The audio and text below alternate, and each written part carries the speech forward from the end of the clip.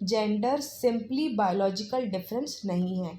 Biological difference को हम sex कहते हैं, बल्कि एक सोशल कंस्ट्रक्ट है जो सोसाइटल नॉर्म्स, ट्रेडिशंस और एक्सपेक्टेशन के बेसिस पर क्रिएट किया जाता है। अब हम जानते हैं कि जेंडर को किस तरह से क्रिएट किया जाता है। सोसाइटी जेंडर के बेसिस पर इंडिविजुअल्स के रोल्स, बिहेवियर और एट्रीब्यूट्स असाइन करती है। एट्रीब्यूट्स मीन्स विशेषताएं। ये सोसाइटी डिटरमाइन करती है कि जेंडर के बेसिस पर इंडिविजुअल्स की क्या विशेषताएं होंगी। और ये जो जेंडर नॉर्म्स हैं वो बताते हैं कि मेल्स और फीमेल्स से क्या एक्सपेक्टेड है या किस तरह का बिहेवियर मेल्स और फीमेल्स से एक्सपेक्टेड है। जेंडर कई फैक्टर से इन्फ्लुएंस्ड होता है, जैसे कल्चरल, हिस्टोरिकल और सोशल फैक्टर।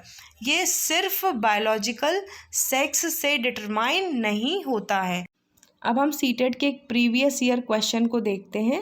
ये क्वेश्चन है, gender is a dash. Gender is a biological identity. No, it is not a biological identity. हमने अभी सीखा है बायोलॉजिकल आइडेंटिटी को हम सेक्स कहते हैं। Gender is a socially constructed identity. Gender is a personal identity. Gender is a fixed characteristic of an individual. इसका सही आंसर क्या होगा? इसका आंसर होगा socially constructed identity. Option B is the right answer. So gender is what? Gender is a socially constructed identity. Hi everyone, welcome to the video. आज के इस video में हम सीटेट के टॉपिक जेंडर रोल्स को discuss करेंगे। Gender roles को हिंदी में लैंगिक भूमिका कहा जाता है। जेंडर रोल्स सोसाइटल एक्सपेक्टेशंस होती हैं जो हमें बताती हैं कि जेंडर के बेसिस पर इंडिविजुअल्स को किस तरह से बिहेव, ड्रेस या एक्ट करना है। अब हम ट्रेडिशनल जेंडर रोल्स के बारे में जानते हैं। हिस्टोरिकली मेन को प्रोवाइडर के रूप में देखा गया है और विमेन को एक केयर गिवर के रूप में देखा गया है। और ये रोल पर्सनल फ्रीडम को लिमिट करते हैं और स्टीरियोटाइप्स को रीइंफोर्स करते हैं। स्टीरियोटाइप्स मीन्स रूढ़ियों को ये बल देते हैं। अब हम जानते हैं इसका आइडेंटिटी पर क्या इम्पैक्ट होता है। जेंडर रोल्स पर्सनल आइडेंटिटी और बिहेवियर को शेप करते हैं और ये करियर चॉइस, सोशल इंटरेक्शन और सेल्फ परसेप्शन को अफेक्ट करते हैं। में हम जेंडर बायस को डिस्कस करेंगे। जेंडर बायस मीन जेंडर के बेसिस पर इंडिविजुअल्स के साथ किया गया अनफेयर ट्रीटमेंट या जेंडर के बेसिस पर इंडिविजुअल्स के बारे में बनाए गए अजम्पशंस। अब हम इसको एक एग्जाम्पल के थ्रू समझते हैं।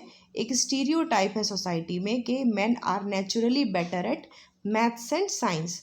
जो पुरुष हैं वो मैथ्स और साइंस में नेचुरली बेहतर हैं या प्राकृतिक रूप से बेहतर हैं, और जो फीमेल्स हैं या विमेन हैं वो केयर गिविंग रोल्स में बेहतर हैं और आर्ट्स सब्जेक्ट उनके लिए ज़्यादा सूटेबल है।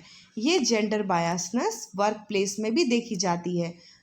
पे और अपॉर्चुनिटीज़ में अनइक्वालिटीज़ देखने को मिलती हैं। एजुकेशन में भी जेंडर स्टीरियोटाइपिंग देखने को मिलती है, जैसे लड़कियों को स्टेम कोर्सेस परस्यू करने के लिए डिस्करेज किया जाता है। ये माना जाता है कि लड़कियां साइंस, टेक्नोलॉजी, इंजीनियरिंग और मैथमेटिक्स में अच्छी नहीं होती हैं, और लड़कों को डिस्करेज किया जाता है कि वे इमोशनल वल्नरेबिलिटी को शो नहीं करें। अब हम जानते हैं कि एजुकेशनल प्रैक्टिसेस में क्या जेंडर बायसेस देखने को मिलती हैं। सबसे पहली जो बायसनेस है वो क्लासरूम डायनामिक्स में देखने को मिलती है। टीचर्स कई बार अनकॉन्शियसली लड़कों और लड़कियों को डिफरेंटली ट्रीट करते हैं, जिसकी वजह से जेंडर स्टीरियोटाइप्स रीइंफोर्स होते हैं। फॉर एग्जाम्पल, मैथ्स और साइंस सब्जेक्ट में लड़कों पर ज़्यादा अटेंशन दिया जाता है और लड़कियों को एनकरेज किया जाता है कि वो रीडिंग और आर्ट्स पर फोकस करें। करिकुलम कंटेंट में भी जेंडर बायसनेस देखने को मिलती है।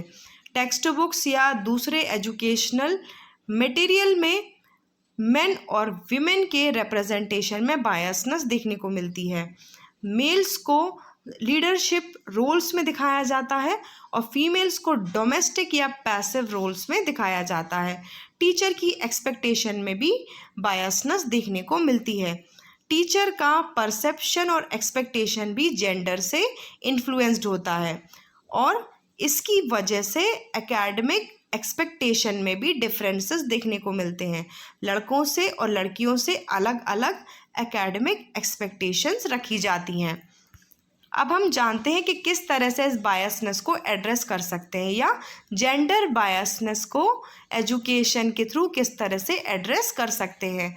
इंक्लूसिव करिकुलम के थ्रू हम जेंडर बायस को एड्रेस कर सकते हैं।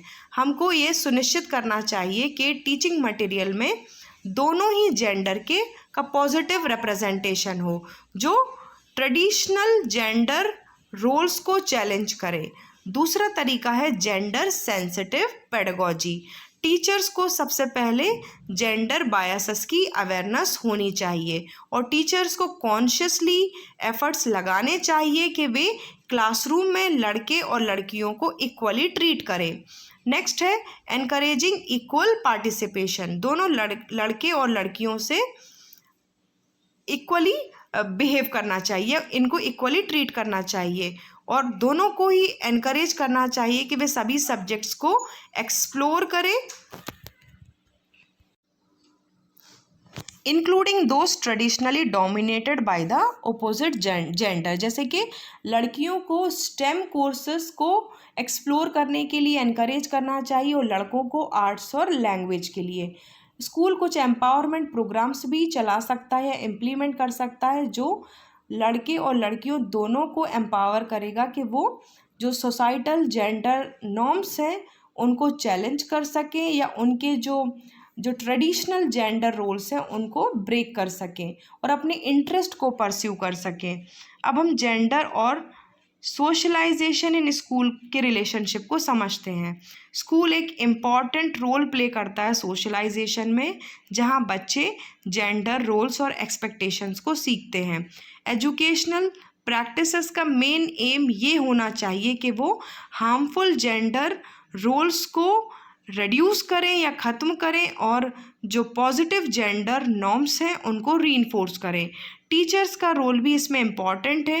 टीचर एक पिवटल रोल प्ले करते हैं। टीचर्स को एक पॉजिटिव क्लासरूम एनवायरनमेंट क्रिएट करना चाहिए जहां पर जेंडर इक्वालिटी को प्रमोट किया जा सके, बच्चों में क्रिटिकल थिंकिंग को एनकरेज कर सकें जेंडर रोल्स के बारे में। अब हम इस टॉपिक के प्रीवियस ईयर क्वेश्चन को देखते हैं। ये क्वेश्चन है gender bias in classrooms can be minimized by giving equal opportunities to boys and girls in all activities. Second option है encouraging girls only in sports activities, asking only boys to participate in science projects, promoting girls more than boys in all subjects. इसका सही answer क्या होगा? इसका सही answer होगा giving equal opportunities to boys and girls in all activities. अब हम next question को देखते हैं। क्वेश्चन है which of the following practices can help to promote gender equality in the classroom. कौन सी प्रैक्टिस जेंडर इक्वालिटी को क्लासरूम में प्रमोट करेगी? Encouraging only girls to participate in cultural activities, no, सिर्फ लड़कियों को क्यों एनकरेज करना है, लड़कों को भी करना चाहिए। सेकेंड ऑप्शन है designing learning activities that encourage cooperation between boys and girls, ऐसी लर्निंग एक्टिविटीज़ को डिज़ाइन करना जो दोनों बॉयज़ और गर्ल्स के कोऑपरेशन को एनकरेज करे। तीसरा ऑप्शन है creating separate seating arrangements for boys and girls, लड़के और लड़कियों के लिए अलग अलग सीटिंग अरेंजमेंट क्रिएट करना। फोर्थ है giving more attention to boys in science and math subject, लड़कों पर ज़्यादा ध्यान देना साइंस और मैथ सब्जेक्ट में। इसका सही ऑप्शन क्या होगा? ऑप्शन बी, लर्निंग एक्टिविटीज़ को इस तरह से डिज़ाइन करना जो लड़के और लड़कियों के बीच में कोऑपरेशन को एनकरेज करे। अब हम एजुकेशनल इम्प्लीकेशंस को डिस्कस करते हैं। टीचर्स को अपने ही बायसेस के ऊपर एक्टिवली रिफ्लेक्ट करना चाहिए और उन्हें ट्रेंड होना चाहिए कि वे जेंडर सेंसिटिव टीचिंग मेथड्स को यूज़ करें। इस तरह से एजुकेशनल प्रैक्टिसेस को डिज़ाइन करना चाहिए जिसमें ट्रेडिशनल जेंडर रोल्स और स्टीरियोटाइप्स को चैलेंज किया जा सके और उन्हें ट्रांसफॉर्म किया जा सके। जेंडर न्यूट्रल लर्निंग एनवायरनमेंट को क्रिएट करना चाहिए जिसमें स्टूडेंट्स अपने स्ट्रेंथ्स के बेसिस पर स्किल्स और इंटरेस्ट को डेवलप कर सकें, ना कि सोसाइटल एक्सपेक्टेशंस के बेसिस पर। सो फ्रेंड्स, हमने इस टॉपिक को डिस्कस किया। आई होप आपको ये समझ में आया होगा। Thank you so much.